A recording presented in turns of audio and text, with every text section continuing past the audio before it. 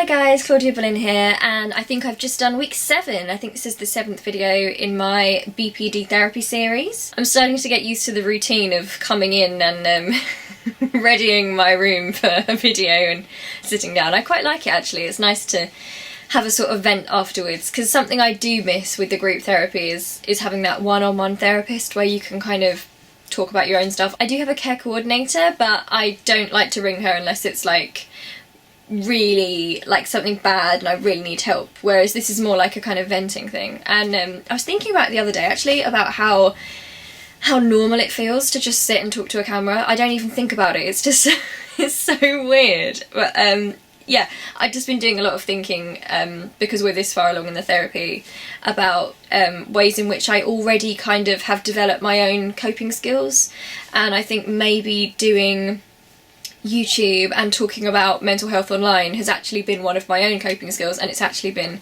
extremely successful because I get people commenting all the time about how much different I am from when I first started in terms of like my manner and my confidence.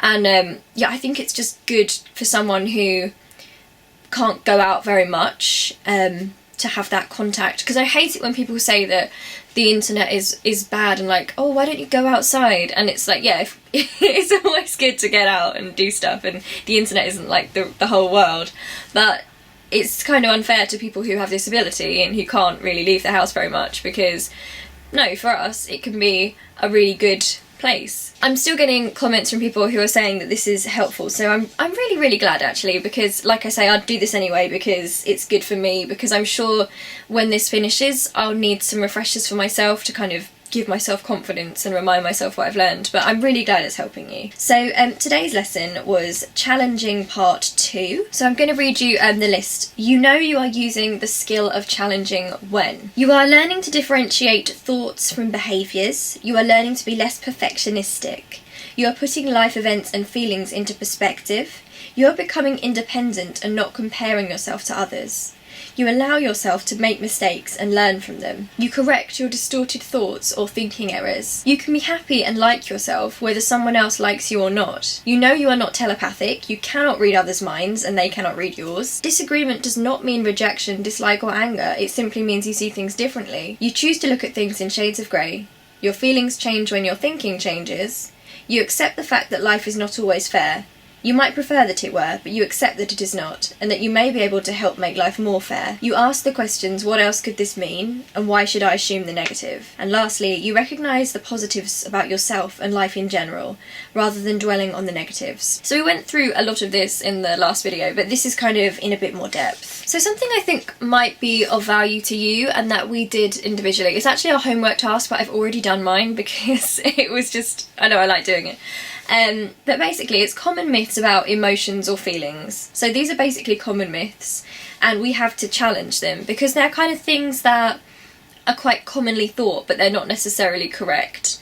You'll know what I mean when I get to them. So for example, the example they gave us is feeling angry is wrong is the statement, but we have to challenge this because obviously feeling angry is not wrong.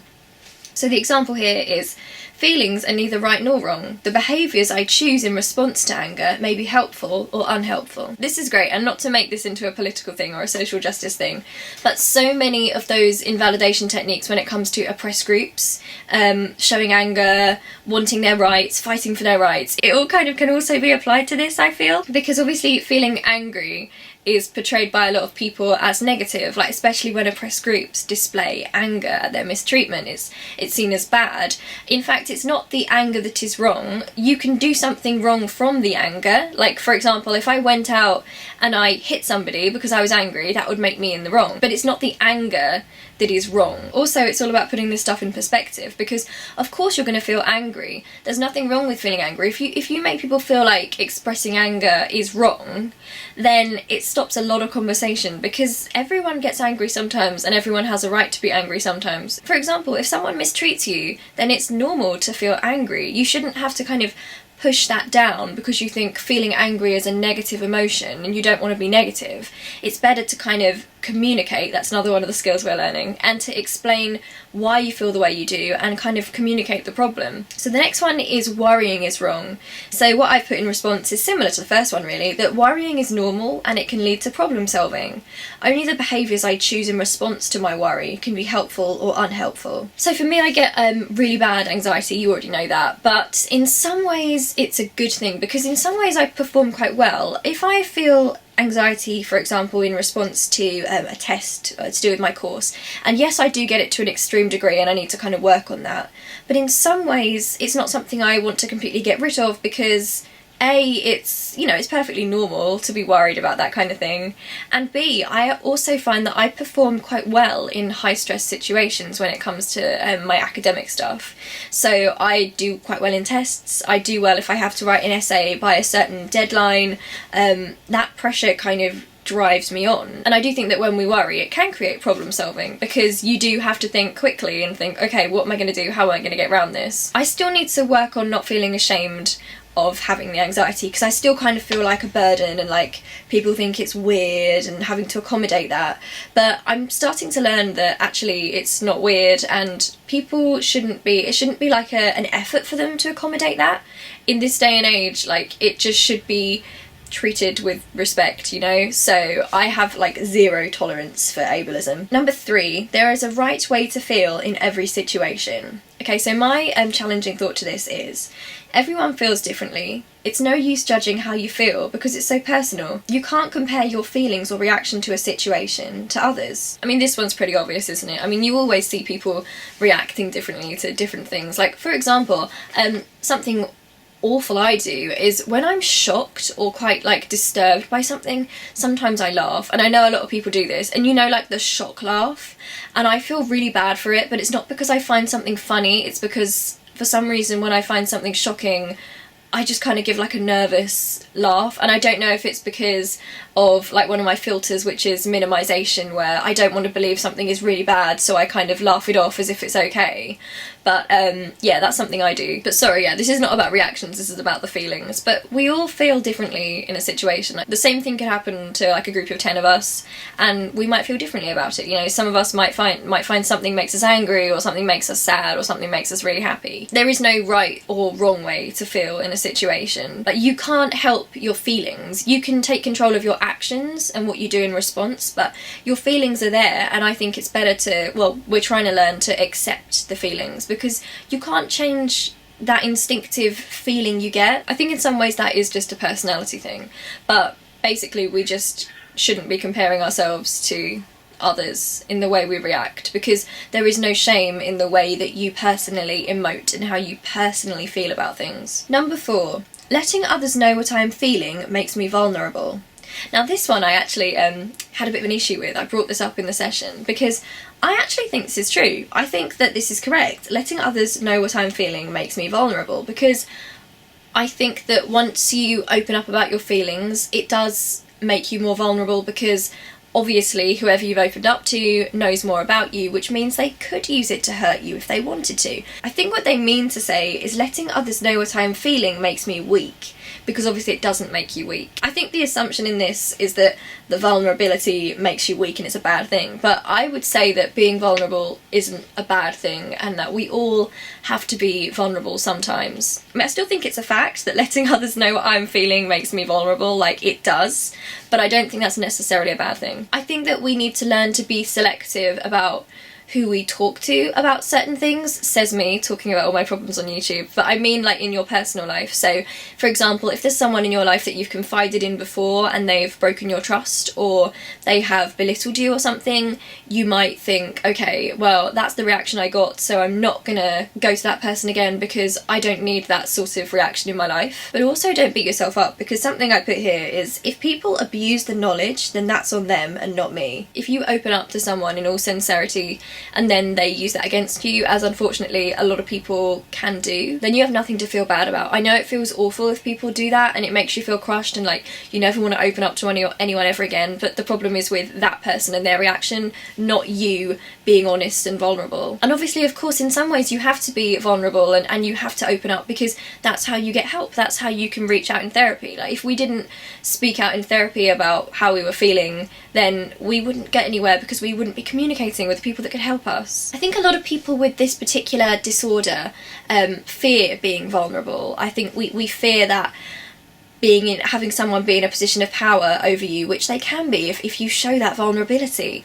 but it's another filter, isn't it? It's that mistrust filter. It's feeling like because of those experiences we feel like everyone's going to abuse that trust, but in reality not many people would. So sometimes we've just got to take that leap and take that step and understand that if someone does abuse that trust, that's not on us, then that's on them. Number 5, I will lose control when my emotions are intense. So my countering thought here is, it might feel like I'm losing control, but I do have the power to help myself, to ride it out and not to harm myself. I can't necessarily control my emotions, but I can accept them. So I have a fear, I've said before, about, losing control of myself, and when I get especially high or low, it really scares me, because I do feel like I'm not in control of myself. And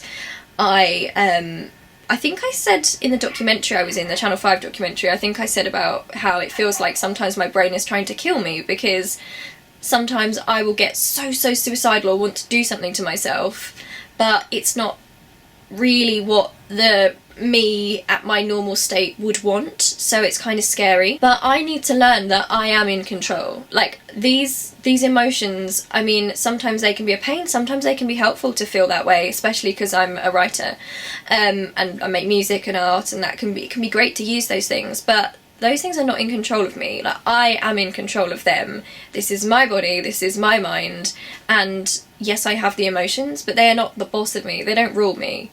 I can accept them, and I have to accept them, but I also have to step back. I can't be kind of caught up in that tornado of emotions. I need to learn to distance myself from them when they're happening, and not to feel ashamed of them, but just to accept that I'm someone who's going to feel them in a big way, and that's going to impact my life, but it doesn't define me, and I am still in control. Okay, so my next one is number 6, emotions just happen. So my response to this is, emotions are triggered by events and are learned through life experience. Feeling a wide range of emotions is healthy and helpful. There is always a trigger. So I've spoken to you about the emotional intensity continuums we do, which basically teaches us to chart our episodes of high emotion. So we only really notice them when they hit the 5, but there are smaller things building up from 1.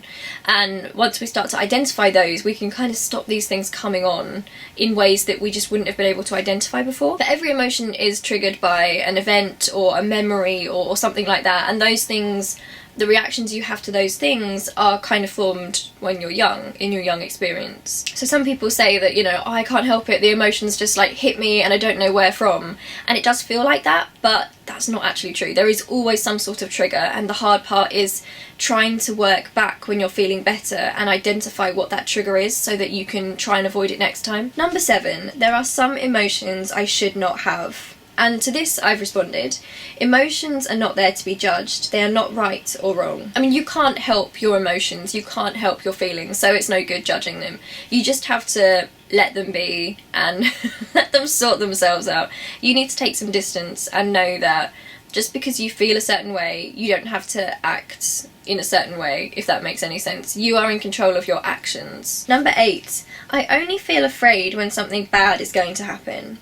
So my challenge to this is, it is impossible to know bad things will happen most of the time. The fear comes from the anticipation and uncertainty. I mean, this is especially true for me because I have such bad anxiety, like with travel, and just generally my anxiety is awful when I get panic attacks, and it's really hard. But the messed up thing about that is that it's actually the worry and the fear that something bad is going to happen, which is worse than the actual thing happening anyway. I mean, I've had the experience, I don't know if you have too, where you've been anticipating something bad and you've worried about it, and that's been the worst part, and then when the bad thing does actually happen, it's less bad than the worrying beforehand, because at least it's done and you know, you're not in like a state of limbo the whole time. Like, I have learned to associate feeling that fear and panic with, okay, things are going to go wrong, this is a warning, I need to go home now, or I need to just like stop. But in fact, that feeling of fear is just a feeling of fear. It doesn't tell me anything about my surroundings, about how I'm going to cope. It's literally just me in that moment being afraid. It's not a warning. I don't know what's going to happen. I can't tell the future, I don't think. A lot of the time, nothing bad will happen, and if something bad does happen, then we're not in control of it, and we don't have to be in control of it. All we can do when something bad comes is try and deal with it with grace, and try and be patient and be strong and be brave, and that's all we can do. We can't stop the thing from happening in the first place. Number 9. If others don't approve of my feelings, I shouldn't feel the way I do. So again, this is one which kind of ties into wider society, doesn't it, and social issues, because I do talk a lot about like LGBT issues and sexism, racism, all that kind of stuff. And it's very much that you can be dismissed because other people don't have that same experience, because they don't think it's right, because they don't agree with it. They think that you're too angry about something and too passionate about something which personally impacts you. Because they don't approve, you feel like ashamed. They try and make you feel ashamed. In reality, no one needs to approve of your feelings about something. Like, you don't need that approval, and especially when you're looking at like an oppressed group situation, it's really dangerous when you need the approval of the group that's in charge, because it takes power away from the people in the oppressed group, doesn't it? Feeling like they need their validation.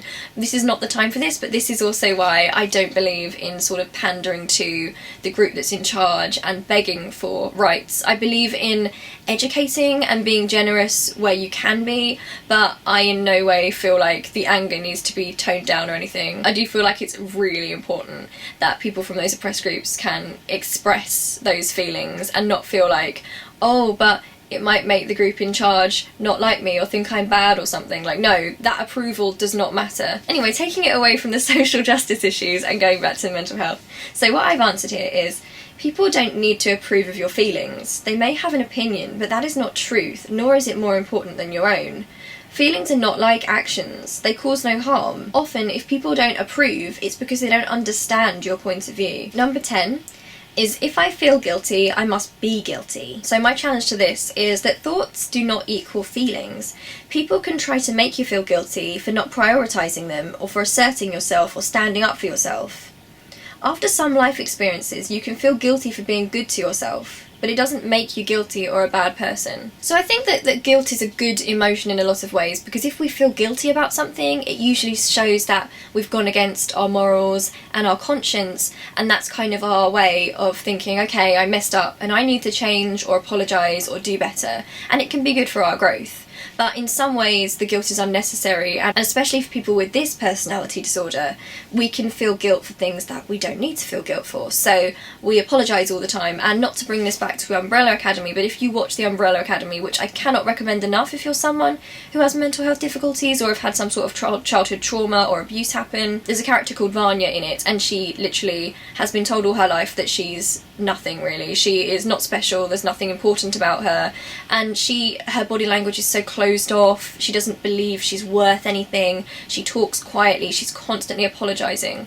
And you see that a lot with people in real life, and it's just incredibly sad. It's a feeling of guilt for prioritising yourself, because often, maybe growing up, you haven't been able to be selfish. I put selfish in like quote marks because it's not selfish to, especially as a child, to prioritise yourself, but a lot of people have had so much pressure and burden on them that they haven't had that to themselves. So when they have finally grown up and thought, you know what, I need to be an individual and I need to make my own path, they've been made to feel guilty for that, when that is not something that you need to feel guilt over. So I'm not saying that that when you feel guilty it's automatically, oh, I don't need to feel it, because sometimes you do, but you need to put it into perspective. And also, guilt is not healthy to sit with for ages. What's the point of it if you're just going to sit with it? If you feel guilty and you don't think it's deserved, then move on. But if you feel guilty and you do think it's deserved, then again, it's no use just like sitting there with it, because what's that going to do?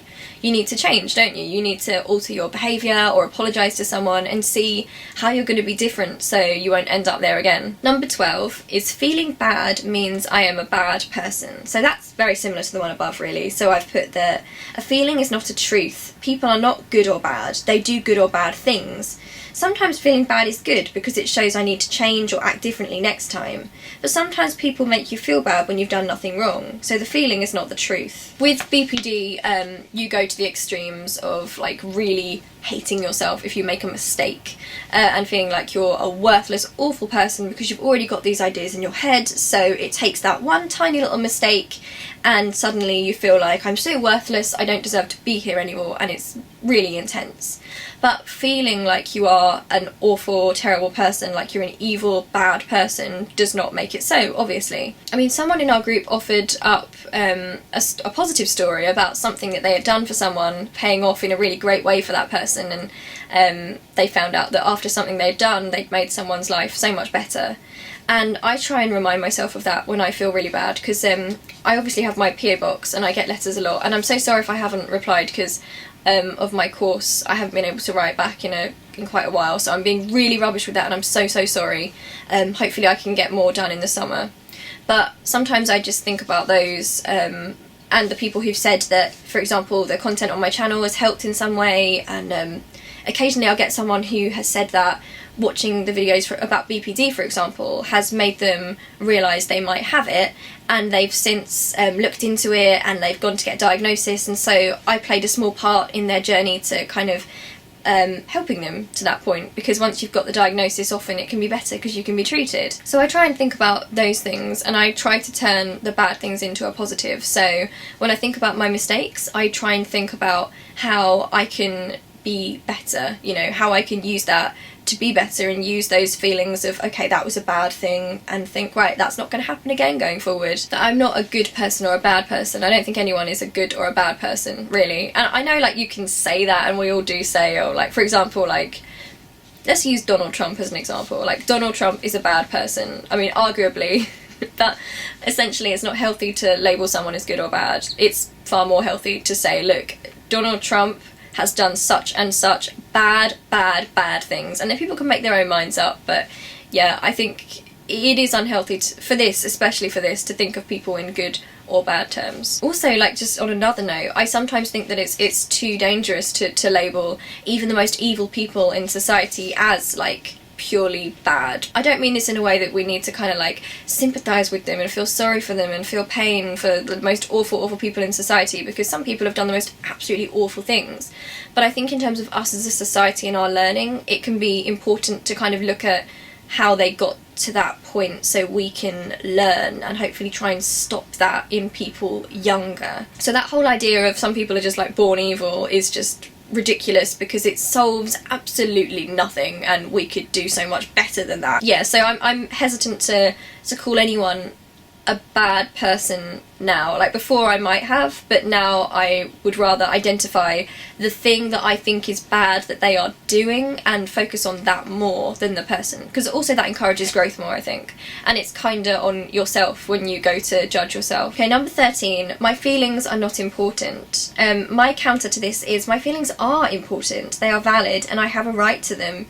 I think a lot of us feel like we're not entitled to those feelings that we have, like we are a burden for having them, and like because they might not align with other people's, that they're wrong. But your feelings are not wrong, There's a filter, isn't there, of self-sacrifice, and I've spoken about this, and it's when you put yourself second to others because you don't want them to abandon you, so you put yourself out for them all the time, and you feel like sometimes you don't get that back, but you need to do it to get their love and keep their love.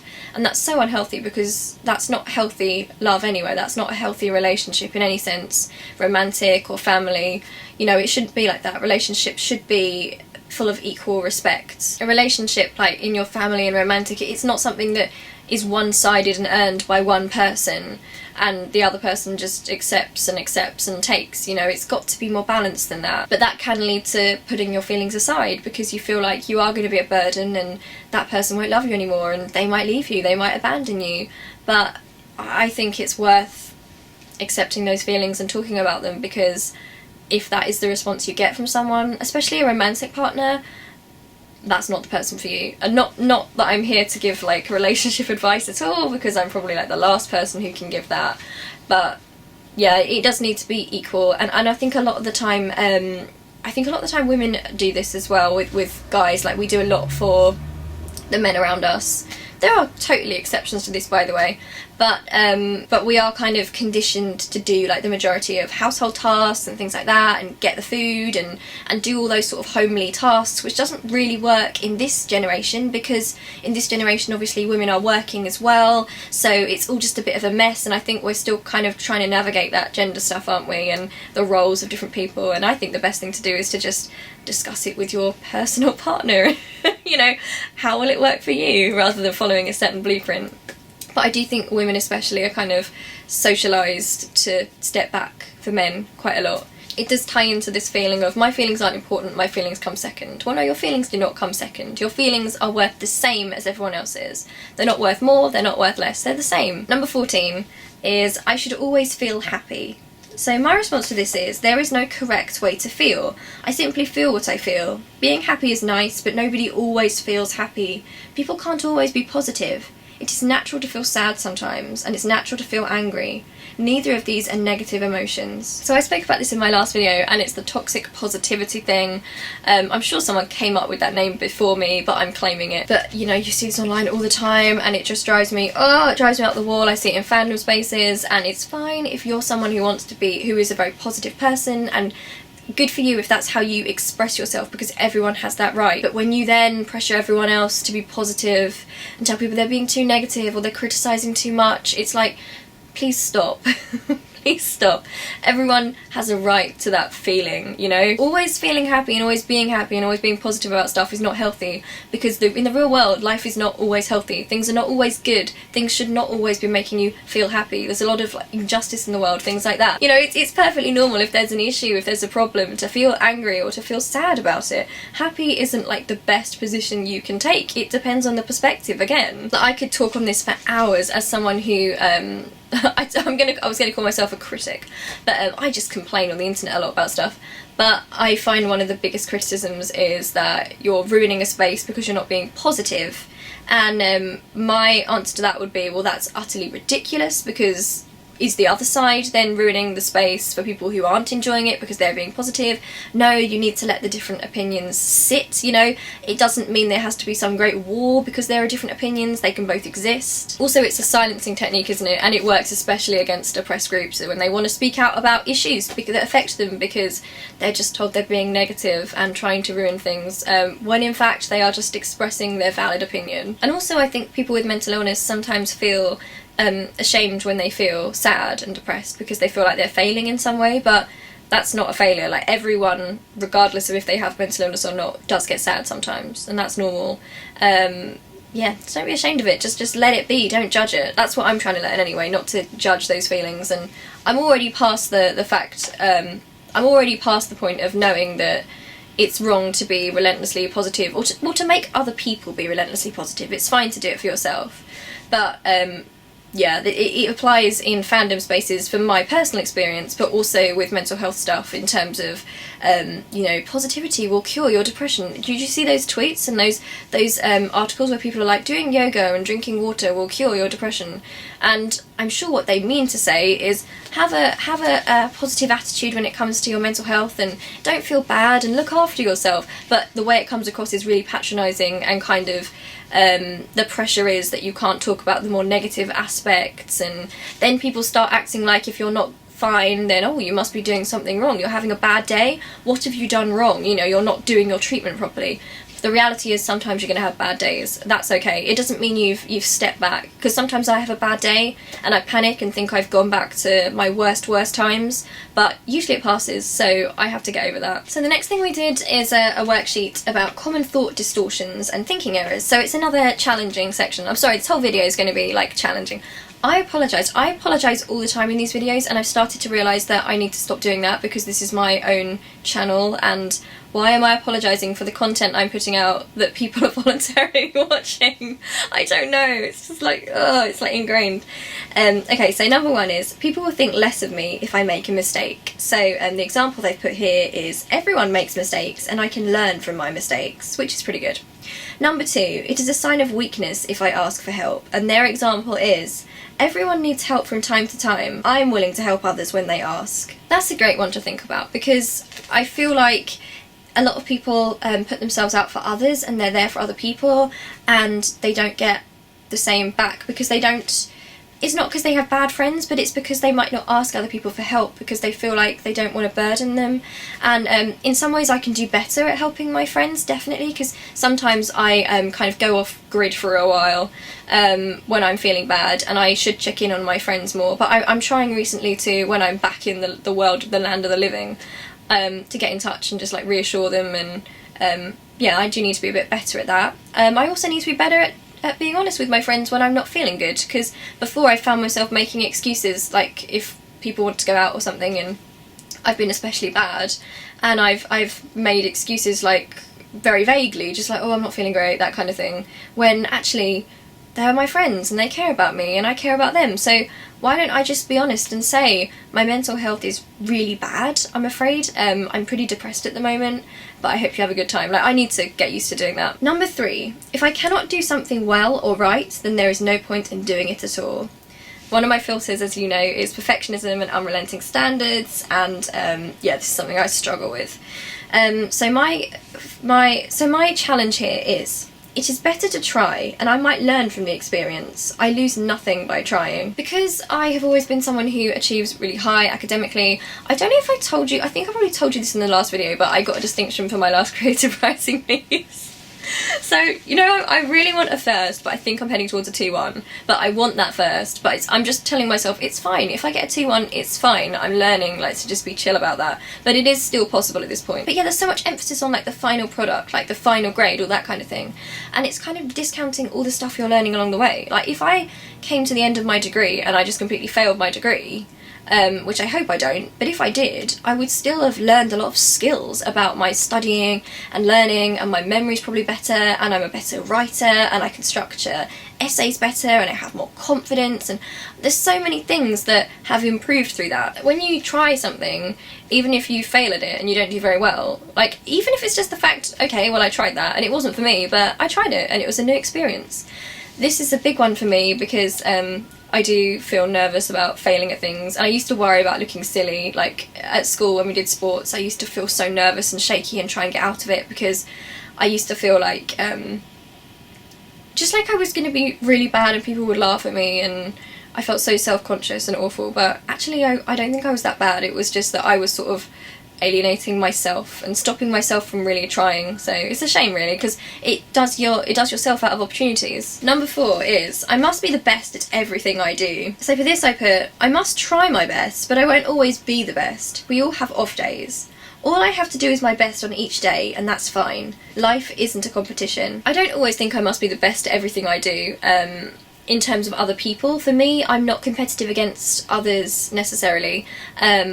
More against myself, weirdly. So if I've got a higher grade than what I get, then I feel angry with myself because I think, well, I got higher before, so what's wrong with me? Like, what have I done? But what matters is trying my best. So even if I send an assignment in and it comes back and I fail it, if I know that I put work in and I tried my best, then I don't need to feel ashamed because I did what I could. Like, there is nothing more you can do than your best.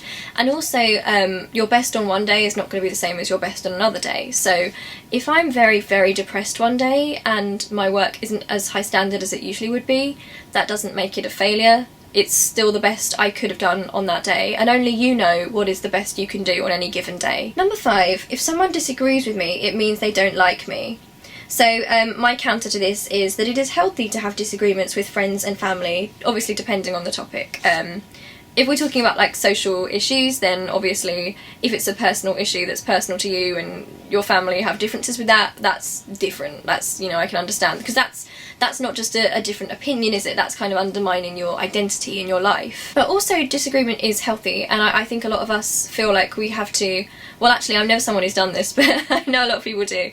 They agree with people around them because they don't want to they don't want to face falling out with them or something. But I think it's important that friends hold each other to account, but respectfully. That's the important part. So I feel like if you actually care about someone and you value someone and you disagree with them, you shouldn't feel afraid. In a healthy friendship, you shouldn't feel afraid to say that you disagree. You shouldn't fear like the consequences of that. And again, I'm talking like normal opinions. I'm not talking like some like hard right racist stuff. I mean, that is not good. And we will fall out if that's your opinion. But about most things, you should be able to have disagreements with your friends and your family, and for it not to be the end of a relationship. And unfortunately, some of us have situations where that is not possible, because showing any sort of sign of disagreement or having a different opinion is a personal attack. It's perceived as a personal attack when that's not what it is at all. Or it's seen, I know some people have the difficulty where they might have a disagreement with someone they care about, or a parental figure, and that parent will just see it as just playing up and you know, causing trouble, being a troublemaker, when that's not what it is. It's having your own identity and your thoughts, and that's normal. But it always should be done with respect, I think, because it's all very well to, you know, to have a disagreement with somebody you care about, but if you care about that person, then you do it with respect, you know, like there's a level. And that's something I think about a lot, and it helps you differentiate who your friends are and who your friends aren't, because a friend will talk to you about something with respect for you, and other people just simply won't. Number 6, I need to be loved by someone all the time. So my answer to this is, it is nice to be loved, but all I need is my own love and acceptance. So I've been watching a lot of RuPaul's Drag Race recently. Don't ask me why, but I have. While I'm exercising and hooping, because I hoop. That's my physical exercise to try and keep myself healthy, like to do with this. Like, they say you should keep yourself physically healthy, so I like hula hooping. So I like to watch a bit of RuPaul while I'm doing that. And there's that saying, isn't there, where RuPaul says, if you can't love yourself, then how in the hell are you going to love somebody else? I kind of disagree with it, because I do think you can love people before you've reached that point. Like, it doesn't mean you can't love until you love yourself, but I think once you learn to love and accept yourself, the love you have for people can become better, because it's less codependent in a way. You know, you don't need that person for your worth. You need to have your own worth as an individual and love yourself, and that way you're with that other person by complete choice, not because they make you feel like you're worth something and that you're loved. Like, you should know that you are worthy of love. The first thing is accepting yourself, and I obviously speak to a lot of people from the LGBT community, and I mean, I've been incredibly lucky with my family, with how accepting they are, which is as it should be, but a lot of people I know and speak to don't have that experience, and it sucks. It's absolutely awful, and all I can say is, I know it's so easy for me to sit here and say this, but you don't need their approval or their acceptance. You don't need that from your family or anyone like that. You don't need that in order to love and accept yourself. When you love the person you are and accept yourself, your life will be better, because you'll be being you'll be able to be yourself. And I know it's so easy for me to sit here and say this, and it's so much more complicated because people have different situations, but yeah, learning to love yourself is so important, and I'm still trying to do that, and I do struggle with it, but I try and like see the good side of myself and accept my flaws, but also my good points. I'm very quick to like hate on myself for doing something wrong, but I don't think about the good things that I do enough, because I do try. So even if I don't always get things right or I mess things up, at least I know that I try and I have good intentions, and I try and hold on to that and just tell myself that I'm trying my best. Number 7, if someone really loves you, they will always be there for you. So my counter to this is, everyone has their own life and commitments. Being there for you means when they can, not 24/7.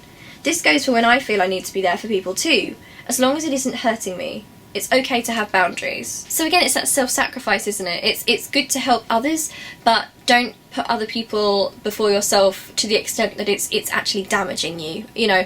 I don't want that to mean in a selfish way, like, oh, my friend's struggling but I don't really feel like dealing with it, so I'm not going to. I don't mean like that. I mean if you personally, like for example, I have mental illness pretty badly and some of my friends do as well, so there are times when a couple of us at the same time will just be really, really low, and we might not have necessarily the capacity to be there for someone else in that time. So yeah, that's completely understandable, but I mean what I try and do is I always tell that person, I tell the people in that situation, I always try and say, look, the reason I'm not really being there 100% is because I'm not great myself, so they know that. But yeah, someone loving you doesn't mean that they're always going to be there for you, and you loving them doesn't mean you always have to be there for them. You don't have to drop everything for them. Obviously if it's like an emergency, you know, you should, but you've got to live your own life too and have your own self and protect yourself. Number 8, people must treat me fairly and give me what I need. So I've countered this with, people should treat me fairly, but life isn't always like that. All I can do is be kind and fair myself. It only reflects poorly on them if they do not treat me fairly. It says nothing about me and my worth. Because I think a lot of us internalise that if someone treats us badly, it's because we're worthless, unfortunately. Like, we just have that in our brains. So every time it happens, it feels like a big deal, because it's like, oh, okay, maybe I am worthless because someone else is treating me like I'm absolutely nothing and with zero respect. But all it shows is them. That's their problem. It's their issues. There's nothing wrong with you. The way they've dealt with that displays so much more about their character, and you can rise above it. People should treat you fairly, but they're not always going to, and I think all we can do is try and make the world fairer ourselves, but people aren't always going to do that, and it's rubbish, but we've just got to understand that that's the way it is right now, and we can't let that ruin us and ruin our journeys and change us. You know, those people are on their own paths, and in some ways they're probably troubled themselves. And so in some ways they're probably deserving of sympathy and in their own way, but you know, that can't get to us. Number 9, people should not give me a hard time. I have enough problems. So my counter to this is, everyone has their problems and we should all be held accountable, but people should be mindful of what they're putting on others. I don't really relate to this one, because I'm the sort of personality where if someone gives me a hard time, like, I just sit there and I'm like, yeah, you're right. Unless it's something where I kind of step back and I can just like categorically say, well, no, I didn't do anything wrong, like, what's going on here? But yeah, everyone has problems, so it's important that we recognise that everyone has that like internal life. And I think this helps with me because there's mental illness in my family, several people in my friendship group have mental illness. I mean, I'm very close to my family as well, and I think I talk about Dan always, like all the time, you know I do, but having Dan as a brother, like having that sibling, that close sibling that I get on with so well, who is quite different to me in some ways and similar in others, it really makes you see the world differently. And I don't know if he's had the same experience, because we're different personalities, but we just like love the bones of each other. We just absolutely love each other to bits. Everyone has their own personal problems. I suppose that's the takeaway from that people might have different sorts of problems, but everyone does have them. So it's not like our problems are like the most important problems. Obviously, like, to us they are, because that's who we are. That's our problems. But everyone has problems going on. I think as well it means not to expect too much from people, because there are people and you might not realise the problems they're going through. So, you know, don't expect too much and feel bad if you don't get it, because they might have their own stuff going on. Okay, number 10. I am nothing if a person I love doesn't love me in return. The old unrequited love. Okay, so I put, nobody else's love can give you worth. You are someone without anyone's love and validation. Yeah, a lot of us do kind of feel like we have to have love to mean something, and I think media doesn't help, especially with women and girls. I think, like, for example, growing up on like the Disney films, the whole thing of like the princess only becoming like the princess at the end and the important character because she marries the prince, and okay, well, that's not necessarily always true for the Disney films. I could talk in depth about feminism in Disney, but it's this idea that being loved by someone gives you worth, and if you love them and they don't love you back, then it means you're nothing. Well, that's ridiculous. I mean, it's awful in like a family situation. It really sucks, but again, it's not about your worth. If someone doesn't love you back, and they should, that's on them. That's their problem. You know, that's not right, and that's their issue. And in a romantic sense, I don't think anyone like owes you love in that regard. I mean, I don't really get this one personally. Like, I feel like most of my I feel like I'm always in unrequited love. When will the love be returned? I just don't know. Probably because most of my unrequited love goes towards fictional characters, so there's actually no way that they will actually exist in the real world and date me. But yeah, I don't really get that one very much, because I guess I don't feel that sense of entitlement that if I love someone they're gonna love me back. Like, I almost expect them not to. I'm kind of the opposite. I think if like if I get married and like one day like my partner, like imagine like my wife and I are just like, we've been married for 10 years and we're in bed or something, it's our anniversary, and she'll be like, oh, I really love you and we've been married for 10 years, I'll probably still be like, yeah, but do you though? Do you actually, or are you just saying that? What if you think I'm annoying and you're just too nice to get rid of me? That's how I'll think. Number 12. It is awful not to be approved of by people who are important to me. So my response to this is, it's hard, but as an adult you don't need anyone's approval to live your life. Sometimes you'll make choices the people you love disapprove of, and that's okay. It doesn't make the choice wrong. It's really hard when your family don't approve of things, like I recently bought some, to talk about the Umbrella Academy again, I recently bought some Klaus style trousers. So as you might know, they're kind of like black, here's a leather, but mine's not leather because it's too hot for that. But yeah, they're kind of like jeans, but they're lace up on the sides. So they go up quite high. They don't quite show your bum, but they go quite high on the sides. But it's the same as like wearing like little shorts in the summer or something like that. It's the same amount of like leg showage. And it's only a little bit. But anyway, yeah, I tried them on the other day, and like my mum saw them and she was like, oh my gosh, you can't wear that, you can't wear those. And like there's nothing wrong with her saying that, by the way, because I do think like parents do say that sort of thing. I mean, also mind your own, mum. Keep it to yourself. But before, I would have been like so like unconfident as a person and self-conscious that would have been like, oh my god, I can never wear them because people will not like them. Whereas now I just think, well, my mum doesn't like them, but that's fine because I'm her daughter, and you know, they're a bit risque, I suppose. But that's just my mum's opinion. It doesn't mean I'm not going to wear them. I like them, I'm going to wear them. Number 13. It is best to give up my own interests in order to please other people. So my response is, never do that. Do what you love. Your interests are your own and you are allowed them. You don't need validation from anyone. Be unashamed of your interests. I think in the past I've pretended to like things, to like bond with people more, which isn't necessarily like an awful thing to do, but I could have just been more open. And it's that self-sacrifice thing again. So if I pretended I was into something that other people were into, it's like they would care about me because we were into the same things, and then I'd probably actually become into the thing because of that. But that was quite rare for that to happen. Like, usually I have quite intense like interest in stuff that, you know that. I mean, I'm in a room full of Emmerdale fan art. I mean, you know, I'm not ashamed of my weird interests. Especially as someone who gets so obsessed with stuff. Like, I really do get obsessed with TV shows and things like that. So I have to learn not to be ashamed. Like, I feel like I wasn't like bullied or anything in school for it at all, like, but I was like the Doctor Who girl. Like, all my planner was entirely Doctor Who stickers and everything, and in art I'd always try and draw like Doctor Who stuff, and I was just like really into it, and I'm still super into Doctor Who actually, obviously. But whereas before I might have tried to like tone that down so I didn't look too enthusiastic to people, like, oh, I don't want to look weird, like I like it too much. Now I kind of think, wait a second, like, as an adult I've gained the insight to be able to think, well, it doesn't hurt anyone and I love it, so why would I not absolutely scream it from the rooftops, you know? I enjoy it. If anyone else thinks that's weird, then okay, I don't care. I love it. Number 14. I cannot be happy if others dislike me. My answer to this is, other people disliking me has no impact on my worth. Nobody has a right to be unkind, but it's fine if I'm not for them. Not everyone gets on. For me, I'm okay with this. Like, I don't mind people disliking me. I've been online for a while, and especially talking about feminism and stuff like that, like, I've had trolling and awful stuff, and to this day I still get it, and sometimes I get people telling me to kill myself and that kind of thing. But it's never... I mean, I think to start with it was, like, unsettling, but on the whole, I tend to think that that's just... I feel bad for those people because I think that you have to be in a very negative space to do stuff like that. Because whenever I've done like my worst things in my life, I've been in such a terrible state of mind. So to do something that bad, like tell someone to kill themselves, I feel like you're probably struggling a lot, and in some ways there's probably projection going on. I think because I've done lots of therapy, like I kind of look at that in quite a healthy way. But it doesn't really matter to me if people don't like me, essentially. You know, I can just be myself. There's no point in changing so people like you. You might as well have people like the real version of yourself. And I always like try and stand up for myself, even with people that I admire and people that I respect. Like, if I have to stand up for myself, then I will do it. I'm not someone who just goes along with things.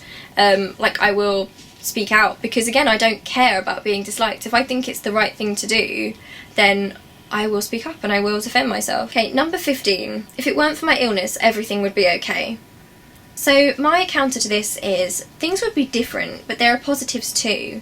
I have more empathy, I can self-reflect, and hopefully I can use my experience to help others. It also helps with my writing and art. It has made me more creative. Sometimes I do get sad and I think if it wasn't for my illness, you know, things would be fine and I could be living a normal life. But then I started to reassess and think about, well, what is a normal life? When I think about all my friends, they're all doing different things, they're all on their own personal journeys. That's essentially what life is, and they don't tell you that at school, and I wish they would, because you're not competing with all those people, you're just trying to find your own path through, and that will be at your own pace. It will be to do with your own interest, you'll have your own struggles. Nobody has the same path to where they want to be. It's no use comparing yourself to other people. It's just ridiculous and it makes people feel bad. If it wasn't for my illness, yeah, there's a lot of stuff that I would do differently and that I could do, which I can't do so much now, and it's difficult.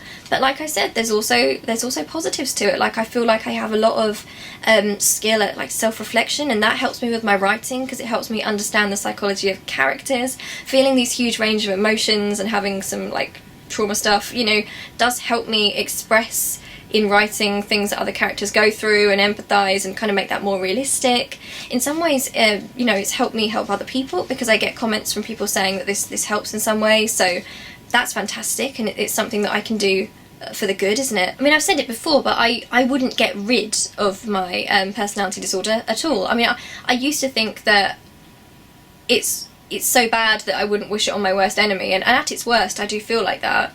But what I'm starting to come to terms with is that it's just part of who I am. It's just part of who I am, and I don't think I'd be me if it wasn't there. And I think that I'm gonna learn more control over it, and I already am, and I'm gonna navigate life far better, because no one teaches you how to navigate life anyway, especially not when you have something like this, like a mental illness or a personality disorder. But I can deal with life like this, and it's my life, and it's the only one I have, and I'm going to make the best of it, and that's all anyone is really doing, because you hear, don't you, about people who have money and success and they're sad, and I think it just goes to show that you've just got to try and be true to yourself and follow your own path. And I don't see myself as sick. Like, I used to have this idea of me being sick, like, especially within the family. There's much more mental illness in the family than me, but I was the one who kind of it was first flagged up with, really, and yeah, it made me feel like I was the sick one, and I was kind of considered like the sick one. But that's not my persona anymore. Like, yeah, I'm the one who's pretty up and down. My grandma and granddad have called me sunshine in showers quite a few times. But I'm also like, I'm more than that. It's just part of who I am. That is an aspect of my personality, but it's not who I am. I'm not the sick one, you know, I'm not just the mentally ill one. There's so many aspects to me. I'm creative, and I'm doing my degree, and I love history, and I love art, and I love my family, and yeah. And the last one, number 17, I'm a bad and worthless person when I act weakly or stupidly. So my answer here to challenge that is, when I act weakly or stupidly, that is all it is. I have acted in those ways, so stupid or weak, but I am not those things. Making a mistake doesn't make me bad. We all mess up. It's how we grow that counts. We are all gonna make mistakes and do things that we regret, but that does not define us. It's what we do with that going forward, and how we change, and how we try and make up for it and make the world better. Every day you're probably going to go to bed and lie in bed and think about all the stuff you could have done differently, and think, oh, I should have done that, or I shouldn't have done that, or I said that wrong and I wish I hadn't said that. And that's the sign of a healthy brain, my friend. If you can reflect and think about those things, it shows that you care about how you are as a person, how you are to other people, and it matters to you because you want to do better and you want to make a change. So don't see that as like this negative thing of like wallowing in it. See it as, okay, well, that's something I need to work on, and that's something I'm going to change. But acting like stupid or weak, it says here, it doesn't make you stupid or weak. It doesn't make you bad or worthless. Like, you can change. You can always change. I really believe that. Right, so thus endeth the video today. Sorry for the delay on the last one, which hasn't even been uploaded as I record this, but I've been incredibly busy with my course. So, I love you loads. I'll see you really soon. I'll see you for week 8. And, yeah. Okay. Love you loads. See you really soon. Look after yourselves. Bye.